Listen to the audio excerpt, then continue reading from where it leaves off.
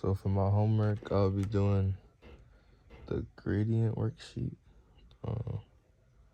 Pretty much, you just attach all the numbers that are the same on the sheet to make the isolines. So I got the 12, so I'm gonna maneuver it around the 11, around the 14, around the 10,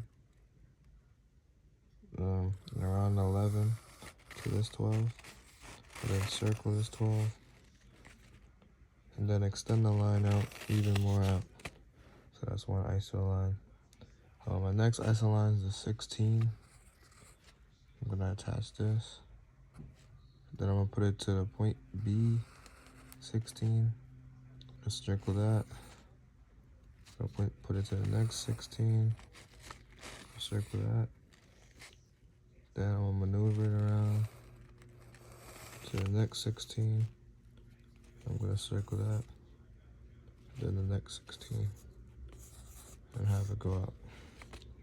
And my next one is the 20. I'm gonna extend this. Circle the 20. Next 20.